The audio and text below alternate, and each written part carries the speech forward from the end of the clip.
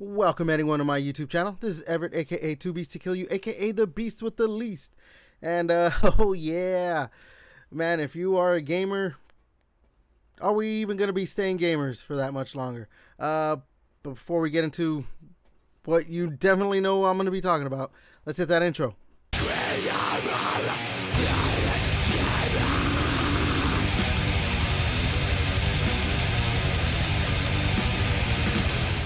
All right.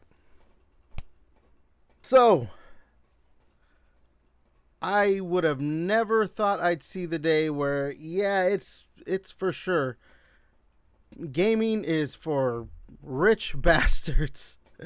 Obviously, as you can tell by the title of the video, PlayStation is upping the prices for their consoles. And, you know, just wow, that's all I can say. But you know what, let's just get into this post they put up on their blog. So yeah, all right, this is the PlayStation blog right here. So new price changes for the PS5, PS5 Pro, and the PlayStation Portal as well. They're coming into effect April 2nd, 2026. Yeah, we don't have a lot of time left. So if you guys want to get those consoles in before April 2nd, that's next Wednesday, I believe. So yeah, right here on their blog says, with continued pressures in the global economic landscape, we've made the decision to increase the prices of PS5, PS5 Pro, and the PlayStation Portal remote player globally. We know that price changes impact our community, and after careful evaluation, we found this was a necessary step to ensure we can continue delivering innovative, high-quality gaming experiences to players worldwide. The updated recommended retail prices for consoles are effective starting April 2nd, 2026 as follows. For all other territories, please check with your local retailer or direct.playstation.com where it is available. So right here in the United States, a base PlayStation 5, right there, $649.99, $650. Like, you know, I'm not even gonna split hairs. $650 for a base. $600 for the digital edition, which, you know, is gonna end up costing you more if you end up wanting to get the disc add-on for it at some point, which I believe is $80. I'm not remembering right now. And then the Pro, $900. Just wow.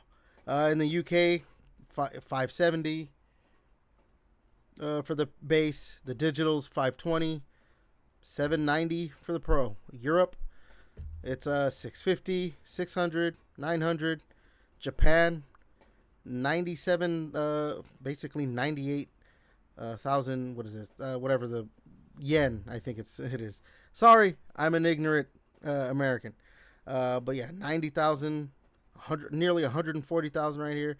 Yeah, that's you're spending a pretty whatever it is, depending on your territory. Also, right here, the for the PlayStation Portal, the US, it's gonna be $250, $220 in the UK, $250 in Europe, basically 40,000 in Japan. Yeah, this is just wild to see that as we've gone in longer in this generation, prices have not gone down, they've gone up. Like, look at this tweet right here from Charlie Intel. He's a Call of Duty follower or whatever, like Twitter account. But these are the console prices during the generation. When the Series S came out, when these consoles all came out, which was 2019, 2020 or whatever it was, I believe it was 2020. The Series S was $300. Now it's $400, which, you know, isn't a huge jump. It's just $100, but the fact is, it went up. It didn't go down. The Series X, which was a disc, they didn't have a Series X digital at first. That was $500. Now, if you want to get a digital one, that's $600. I believe, yeah, it's like $650 for the disc edition. And then of course, yes, PS5 digital's $400 back then. Now it's $600.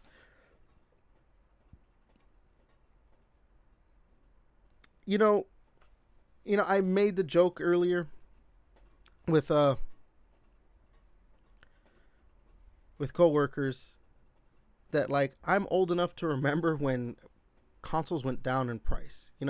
When you could, like, oh, I'm gonna buy a PlayStation 2 finally, and it was like $150, or an Xbox 360, and it was $150 on special, or $200. Same thing with the PlayStation 3, or shit, fucking a Nintendo Wii, or well, the Wii U is a different case, but the Wii, where it's like, oh, you know what, I could buy one for $100 if you went to the right spots and all that stuff. And now to see, like, what we've in this past generation with the Series X and PlayStation 5, like, to see the prices go up, it's just astounding to see, because I just never would have thought in my entire near 40 years of existence and my entire time as being a player of games that I'd see this kind of just absolute, like, I know it sounds, maybe, what's the word, like, I don't know, first world problem or whatever, like, but greed from the console developers, console makers, that, like, obviously they don't want to lose too much money on consoles. I mean, historically, the console developers always lost money on consoles. It's you make it back in software and everything. But as we've gone along, obviously that hasn't been as much of the case with the rise of PC. Doesn't matter what the PlayStation fanboys want to say, or Xbox fanboys. Well, Xbox fanboys kind of champion the PC a lot nowadays, which is a little sad in and of its own right. But it doesn't matter what any kind of fanboy wants to say. Like, the PC has developed into its own thing now, its own beast, where it is not something that the fanboys can ignore. Where you see, like, Capcom saying that most of their sales come from, PC, stuff like that or whatever. And so, I mean, PlayStation 5 still sells a lot. PlayStation 4 sold over 100 and, it was like 120 million units. I could check it out real quick. Obviously, the Xbox One did not sell well, but yeah. What was the PlayStation 4? 117 million units. And then obviously the PlayStation 5 is like the 92 million units apparently sold. These consoles obviously have still sold, but they're not selling like the PlayStation 2, which was 160 million. Then the Nintendo Switch selling 155 million is I don't know. It's Nintendo. They've always found ways to be able to get out as many numbers as they can when they have a successful console. I mean, the DS for a long time was their highest selling hardware. So yeah. But I mean, obviously, there's so many factors when you're looking at why the consoles are going up, why the prices of consoles are going up, why game prices are going up, and subscription prices like Game Pass going up. I mean, shit, we just saw Netflix just raise the prices for their subscription and everything. Prices keep going up. Obviously, political stuff. I'm not going to get too much into that, but there's political things that have happened, which obviously have caused that. That's part of the inflation of it. But, the rising costs of development and the rising cost of just having to make, whether it's a game or the console, these companies obviously are not altruistic. They're not going to just be like, well, okay, how can we maybe not do this and try and do something else? so that way the consumer doesn't get fucked. No, they're gonna be like, well, no, I want my second, actually no, my 10th vacation home and my third Ferrari and all that stuff. So that's obviously a no go. Like, that's never gonna be a thing where they try to maybe say, oh, you know what, we don't need to make as much money. Let's try and help the consumer out. But we keep seeing prices rising. There's more layoffs happening than ever before. All these companies are trying to cut corners and trying to do everything they can to just not just to save their bottom line and everything. And I've just been more and more inclined to believe that, like, this really does look like we're heading toward some kind of like video game crash. Again, like I've said, I think in the previous video that I put out earlier this week, like, I don't think it's going to be anywhere near as bad as like what ET caused back in the over 40 years ago, nearly 50 years ago or whatever it was. I don't think it's going to be anywhere near as bad as that, but there has to be something that's going to break. The dam has to break at some point, and I think, doing things like this where the console makers are raising the prices of their consoles, and they're slowly raising the prices of their games and subscription prices. Yes, you have like Nintendo's going to do the whole, hey, if you buy it digital, it's $10 cheaper. They're going to start doing that with their next Yoshi, the new Yoshi game that comes out next month, I believe. There's stuff like that. Nintendo's still being the cheaper console maker, but the Switch is still like $400. Yeah, like, at some point, the consumer is just going to stop wanting to purchase products from you, or say, we cannot purchase this product from you. Again, a PlayStation 5 Pro is $900, or it's going to start being $900. And obviously, we're going to have a PlayStation 6. Xbox has already officially put out Project Helix, or announced Project Helix. Like, what's to stop these guys from saying, hey, yeah, these consoles are super powerful. We've put a lot into them, and this, and that. They're $800 starting, or maybe $900, or shit, maybe even $1,000. And then at that point, do you want to buy $1,000 console? Are you willing to do that? Like, I've seen a lot of people say that they would not want to buy a $1,000, Xbox Ally X, which is in essence a small mini PC, that can play games. It's a powerful little thing. I mean, you could spend about $1,000 on a gaming PC. It's not going to be the most powerful thing, but it's going to be able to run games at a stable enough frame rates and everything.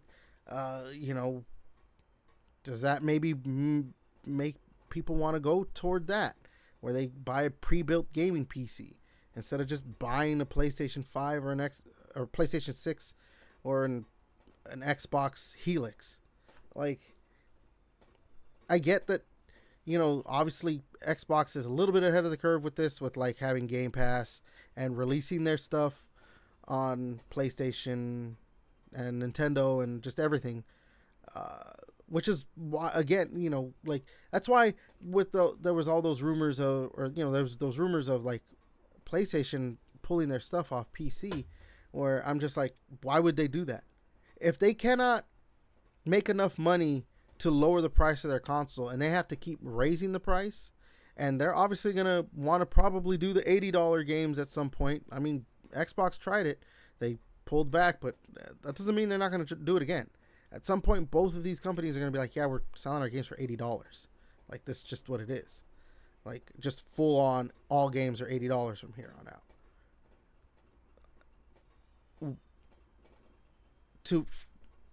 You just cannot put stock in that rumor that they're not going to release their games on PC. And I do believe they're going to do it. And it's going to be day and date. I mean, the rumors now are that they're going to make their own store, their own PC launcher and all that stuff, which that's a bad idea, because every time someone tries to do it, Steam just kills it.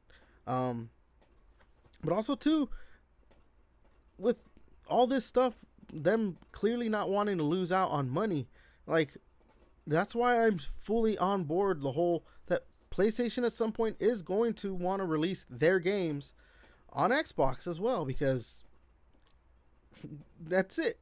They cannot afford to just be like, well, okay, well, we're gonna put out a new PlayStation, and but it's $1,000, $900, whatever it is, and it only sells 50 million units or 60 million units. Like at that point, they're like, we did not make enough money back. So yeah, it's one of two things gonna happen. Either consoles are just gonna be like, well, I just have a console that plays everything, whether it's PlayStation or an Xbox, or you have a PC, or there is some kind of video game crash, and we'll see what happens there. But